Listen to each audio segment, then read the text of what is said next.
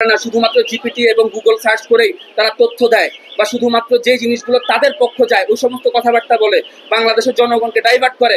আপনাদের উচিত সেই জিনিসগুলোকে নিয়ে আপনারা সুন্দর মতো জিপিটিকে দেন, কোনো একটা এআইকে দেন, আপনারা ওরাই অটো কারেকশন করে দিবে যে এখানে কোন জিনিসগুলো সত্য, কোন জিনিসগুলো মিথ্যা, কোন জিনিসগুলো দেশের জন্য ভালো এবং কোন জিনিসগুলো করলে আমাদের লজিস্টিক সেক্টর এবং আমাদের দেশের জন্য উন্নয়ন হবে।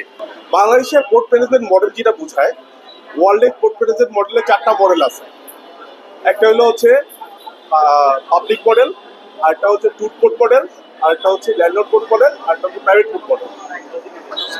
তো পাবলিক পোর্ট মডেলে আপনার হচ্ছে সব কিছুই আমাদের বন্দোবস্ত মালিকানা থেকে ব্যবস্থাপনা সব কিছুই চলে হচ্ছে গভর্নমেন্টের মালিকানাধীন অবস্থায়। ট্যুর পোর্টে এটা শুধুমাত্র লেভেল সেকশনটা, মানে যেটা পোর্ট অপারেশন লেভেল সেকশনটা আছে, এই সেকশনটা অপারেট করে হচ্ছে প্রাইভেট অপারেটর। আর ল্যান্ডলর্ড পোর্টে পোর্টের মালিকানা থাকে হচ্ছে গভর্নমেন্টের কাছে এবং গভর্নমেন্ট কিছু স্থাপনা বিল করে দেয় এবং বাকিটা আপনার হচ্ছে বিল করে অথবা অপারেট করে থেকে আপনার হচ্ছে প্রাইভেট পোর্ট অপারেটর। আর প্রাইভেট পোর্ট বলতে যেটা বোঝায়, এটা ফুললি মালিকানা থেকে ব্যবস্থাপনা সবকিছু যে প্রাইভেট পোর্ট অপারেটর।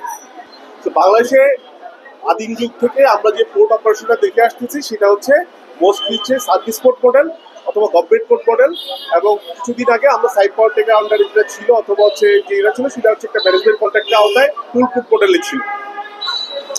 তো বর্তমানে আসলে যেটা হচ্ছে আমাদের বাংলাদেশের আমাদের যে আশেপাশের কান্ট্রিগুলো যারা উন্নতি করতেছে, যেমন হচ্ছে শ্রীলঙ্কা, কলম্বো, এই যে শ্রীলঙ্কার কলম্বো অথবা হচ্ছে ইন্ডিয়ান নবসীমা পোর্ট, এই যে পোর্টগুলো আপনার হচ্ছে এখন প্রাইভেট ব্যবস্থাপনা চলে যাচ্ছে।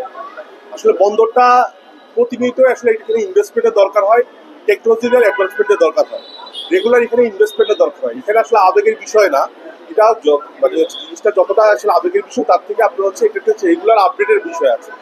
তো প্র্যাকটিক্যাল অ্যাডভান্সমেন্টের জন্য আসলে গভর্নমেন্ট অলওয়েজই এটা আসলে পারে না। ওয়ার্ল্ডের পার্সপেক্টিভে যেটা ল্যান্ডলর্ড পোর্ট মডেল দেখা যায়, এটা বাস্তবায়ন হচ্ছে যে কোনো ইউকেতে যেমন হচ্ছে প্রাইভেট পোর্ট মডেলে চলে গেছে তারা। কারণ হচ্ছে আপনার যেগুলো যে ইনভেস্টমেন্ট দরকার হয়, যেগুলো যে টেকনোলজিক্যাল অ্যাডভান্সমেন্ট দরকার হয়, হিউম্যান রিসোর্স ইমপ্রুভমেন্টের দরকার হয়, এটা আসলে স্পেশালাইজ কোনো এজেন্সি ছাড়া আসলে সম্ভব হয় না। তো এই জায়গায় আসলে ল্যান্ডলর্ড পোর্ট মডেলে কিছু করার আছে। তো বাংলাদেশ গভর্নমেন্টও চেষ্টা করতেছে আসলে এরকম একটা পরিস্থিতিতে আমাদের পোর্টগুলোকে বহির্বিশ্বের সাথে তাল মিলানোর জন্য। এই তাল মিলানোর জন্য আলটিমেটলি হচ্ছে আমাদের কোনো না কোনো পর্যায়ে ল্যান্ডলর্ড পোর্ট মডেলে চলে যেতে হবে, সেক্ষেত্রে বিদেশি ব্যবস্থাপনা যেতে হবে। এখন বিদেশি ব্যবস্থাপনা আপনি কোনটাই যাবেন? আমার কি সবগুলো পোর্টকে আমি বিদেশি ব্যবস্থাপনা দিয়ে দিব? উত্তর হচ্ছে না। তাহলে কোনটাকে দিব? আমার এক্সিস্টিং যে পোর্টগুলো আছে ভালোভাবে চলতেছে সেগুলোকে দেওয়ার প্রয়োজন আছে বলে আমি মনে করি না ব্যক্তিগতভাবে। বাট দুটি নতুন কোনো পোর্ট ডেভেলপ করেন যে পোর্টগুলো আন্ডার ইউটিলাইজ আছে, ভালোভাবে ব্যবহার হচ্ছে না, লাভজনক না, অথবা নতুন কোনো পোর্ট ডেভেলপ করতেছেন সেখানে হিউজ ইনভেস্টমেন্টের দরকার, এইসব জায়গাতে আসলে প্রাইভেট ইনভেস্টমেন্টের দরকার আছে বলে আমি মনে করি।